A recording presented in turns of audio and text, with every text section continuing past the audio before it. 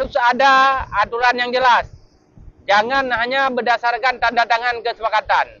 Mendagri harus mencabut keputusan Mendagri yang menetapkan pulau tersebut masuk ke Sumatera Utara. Ya. Hari ini tanggal 22 Juni 2025, kita kembali datang ke Pulau Panjang, Pulau Mangkir Besar, Pulau Mangkir Kecil, Pulau Limpan. Ya, selepas daripada hasil dikembalikannya 4 pulau tersebut ke Aceh. Tetapi kita tidak boleh hanya berdasarkan dikembalikan begitu saja. Harus ada aturan yang jelas. Jangan hanya berdasarkan tanda tangan kesepakatan. Mendagri harus mencabut keputusan Mendagri yang menetapkan pulau tersebut masuk ke Sumatera Utara. Lalu mengeluarkan Permendagri yang menetapkan batas Aceh, termasuk ke 4 pulau tersebut ke Aceh dengan perbatasan Sumatera Utara. Ini agar tidak terjadi hal-hal yang tidak diinginkan ke depan seperti yang kisruh-kisruh kemarin.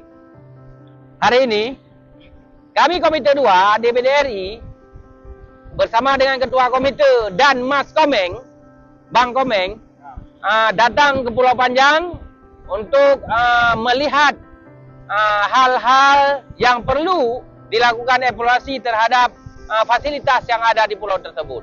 Maka saya harapkan kepada DPR RI, DPD RI, pemerintah Aceh dan Bupati untuk benar-benar memperhatikan keempat pulau ini. Jangan ketika hilang sibuk, tetapi setelah kembali tidak kita perhatikan. Ini tidak boleh terjadi. Kita harus fokus membangun fasilitas-fasilitas yang ada, menjaga tempat ini, dan juga kita harus memperhatikan Aceh Singkil.